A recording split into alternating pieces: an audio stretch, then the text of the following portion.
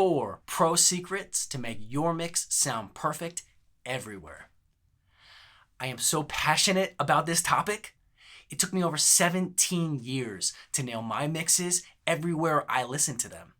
I'm going to share with you 4 of the most impactful pro secrets I've learned to help me crush my mixes every time, the first time.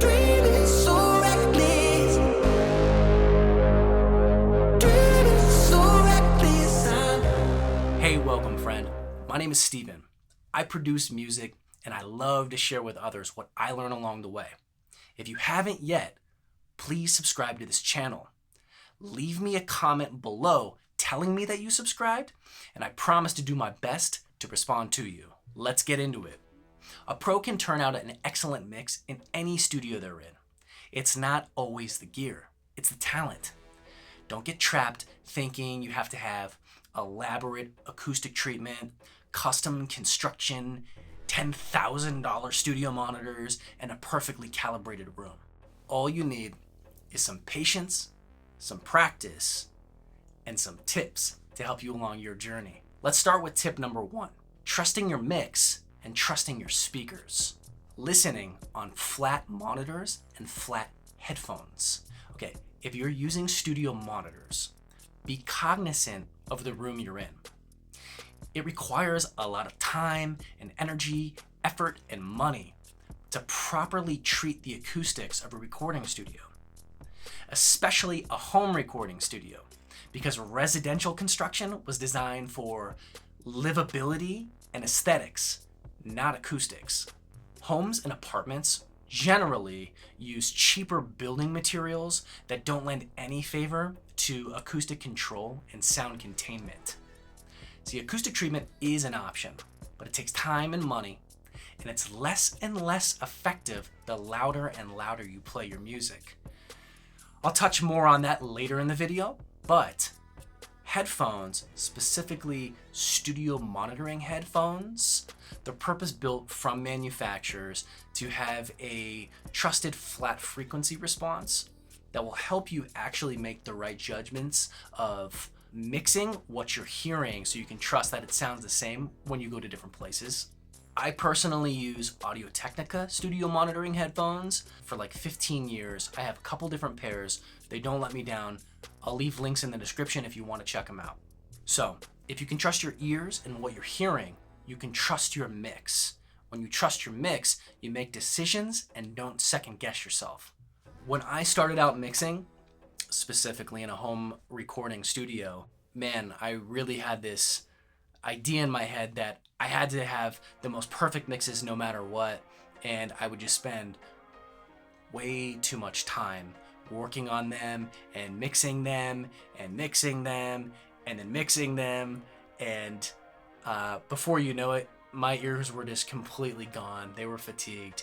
I didn't even know what I was doing. I woke up the next day to check my mix, or I bounce it down, put it in the car, and I'm driving, and I was like,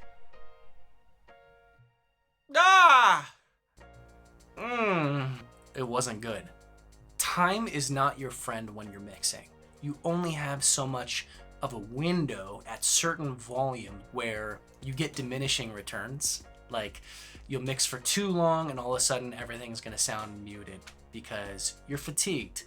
If you trust your ears because you have a good source of playback, i.e. Studio monitors or studio monitoring headphones, you can move quicker and trust that the decisions that you're making are going to translate on multiple reference playback systems. The car, the phone, surround sound speakers, ear pods. Love that. Step number 2, using commercially mixed references inside of your session. Every artist that I've worked with has been inspired by their favorite artists and listened to their music all the time.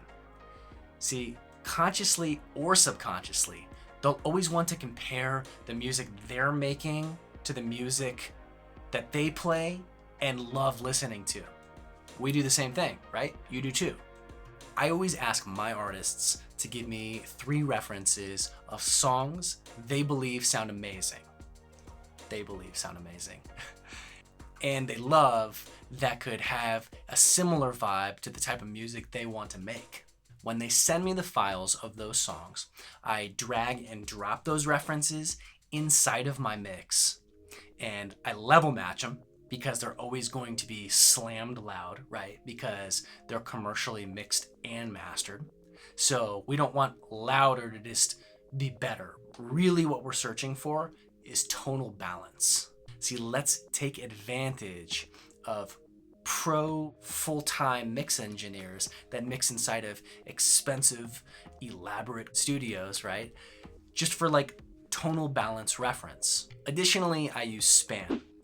It's a free plugin analysis tool to see what my mix looks like in its stereo imaging versus commercially mixed songs. It's actually weirdly incredible that it's free. It's so good that it actually comes bundled in my DAW Cubase, like stock out of the box. See, what I do is I will launch Span. It's always on. I'll show you later in my control room inside of Cubase. It's always available. And whatever I'm listening to, whether it's the references or my mix, it shows me a stereo image and phase correlation and like a super high definition frequency graph for tonal characteristics of what we're listening to, what their stereo image looks like. At 1000 hertz, how wide is it? At 10K, how wide is it? Everything below 60 hertz, is it fully mono? Here's a little secret. No, a lot of people on YouTube will lead you in the wrong direction, and I'm guilty of being conned into it, of saying that everything below 100 hertz has to be fully mono. Check yourself before you wreck yourself.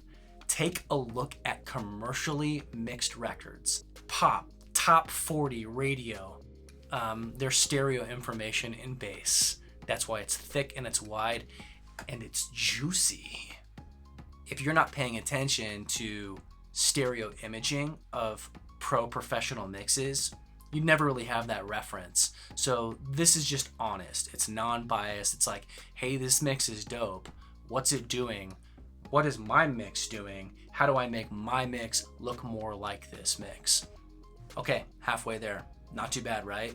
It's not like $1 million, calibration, and speakers, and equipment, money. No, I know pro mixers that actually have Grammy credits that mix on laptops with Steven Slate headphones. Hilarious. It's gonna keep getting better. But for this part, we're gonna jump inside of the DAW. Tip number 3, get all of your levels started before the mix, balanced in mono against pink noise. Okay, so now that we are inside of the DAW, the first step is getting a pink noise wave file inside of your session. I always keep one in a music folder on my desktop, and you can just drag it and drop it into your project. I've already done that, and you can see it at the top, but once you drag it in, typically I take that track, I put it at the top. I like to color it pink because how ironic, that makes sense, right? And then I can just drag it across a section where I can solo all of the instrumentation at once. And then I can loop that section, right? And then just work inside of that. So since I already did that, I'll just get rid of that track for the example. And we will jump inside of the mix window. So the first step is to solo the pink noise, just like so, and play it. And you're just going to hear a static signal that we are going to balance our individual tracks and elements of our mix up against. One thing to mention, you have to be monitoring in mono for this method to work. Stereo information and phasing can give you an inaccurate idea of what we are trying to accomplish, so make sure you're in mono. That's the whole point. And now you listen to your pink noise. Sounds super crazy, right? But the thing is about pink noise is it's playing an equal amount of volume at every single frequency in the entire frequency spectrum. So we know that if we can get our individual tracks volume-wise to align with that pink noise signal, naturally everything is going to be balanced across our entire frequency spectrum. When we have balance, we can translate to any playback system. So the first thing that I'm going to do, pretend this was what we're hearing.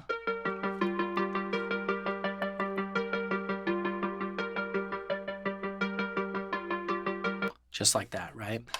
Once this is soloed, I am going to play this and then bring this fader up until I can hear that instrument above the pink noise, and then drop it down below when it disappears below, and then just bring it right up to where it's matching that same volume. I'll give you an example. So bringing it down.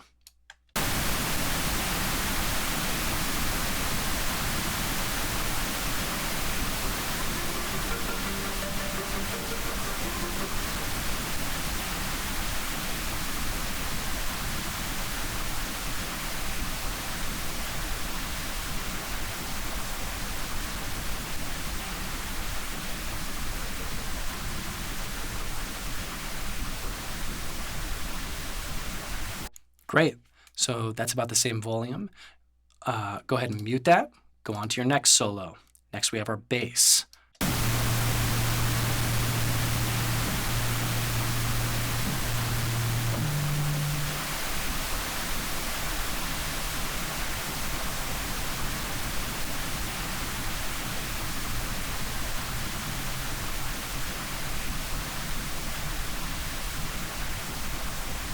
There it is. Mute, solo the next one. What do we have here? Kicks.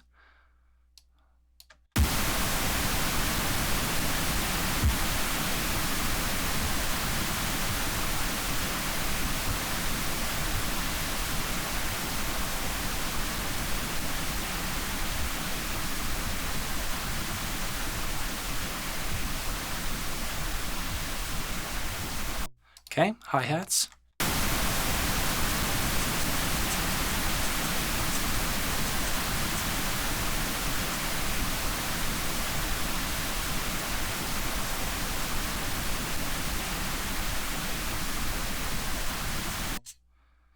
Okay. And now we have our snare group.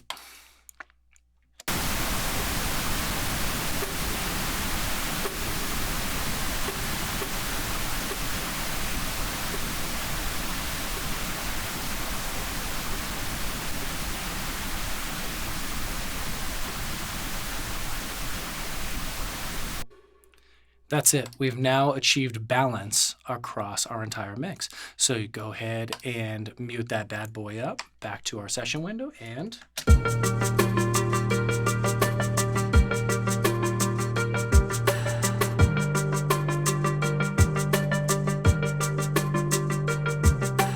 it's beautiful. And when you open this back up to stereo, everything explodes. It's beautiful, it's wide, it's balanced, it's lush. Use this trick to ensure that you get proper volume balance when you're starting off your mix, bouncing all of your individual instruments line by line, track by track, against pink noise as a starter. Now, do I keep my volumes the same all the time throughout the entire mix? Absolutely not. This is just getting your mix started with a blend to ensure that you have balance across all frequencies. Now, in the song, you drop certain parts down for certain parts of the song, and you bring it up for certain parts of the song for embellishment. You automate, you draw automation, all of those things. But this gets you started. This brings you much, much, much, much closer than you could get in a home studio normally, because you're kind of cheating the system. So between this and referencing commercial mixes, you're already setting yourself up for success. The more successes we have, the more wins we make. So right here, like that. Okay, tip number 4, mixing at low volumes. Eliminating ear fatigue. We talked on that earlier about the studio monitors. There's 2 reasons why this is so important for getting pro mixes that translate everywhere that you play them. When you mix at lower volumes, your ears get less fatigued. It's science. Ultimately, fatigue is the number one thing that you battle against when you're inside of a mixing session, mixing your music or your artist's music. You want to be able to trust that what you're hearing is actually what's being played. Because ultimately, if your ears are shot because you've been blasting your music in your session, you have no idea what you're actually doing when you're making decisions inside of your mix. With studio monitors, the louder you play, the more and more and more you have to have deeper and thicker acoustic treatment in your room. We said it before, especially with monitors. The louder you play your music, the faster you'll fatigue out, but also the less effective your acoustic treatment is in your room because there's just more energy that needs to be absorbed. You can't add more padding, more insulation, more acoustic treatment, but you can reduce the amount of energy that they are having to trap. Does that make sense? Mix at lower volumes, whether you're on studio monitors or on your studio monitor referencing headphones, which helps you move fast, right? Your first perspective is always your best and most honest. If you're taking too much time in your mix, you're going to fatigue out and you're going to make uninformed decisions because you can't hear right anymore. You've been blasting yourself out in your ears. Mix at low volumes, like lower than you think you should be. I mix at super low volumes, like below talking volume. Honestly, I want to be able to talk and not have to raise my voice at all when I'm mixing. You're going to end up boosting certain things because you can't hear right anymore and it's going to lose its balance. Even when I'm doing pink noise on headphones, I'm doing it at a really low volume so that way I don't fatigue out. I'm starting off with something that's totally balanced. See, most pro mix engineers can mix a song in 1 to 2 hours.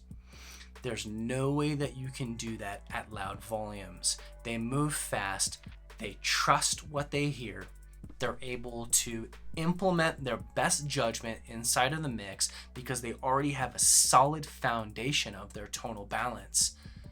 They use references, they use pink noise, they are mixing on flat speakers. If you do the same, you're going to get similar professional results. Use flat speakers or studio referencing headphones. Use commercially mixed references inside of your session and compare your music against them. Use pink noise to start off your mixes, getting your balance in mono. Mix at low volumes. Professional mix engineers get their mixes to translate because they do these things. It's not the gear, it's the talent. Top Gun reference. It's not the pilot, it's the plane. I hope this helps. Thanks for watching. God bless you.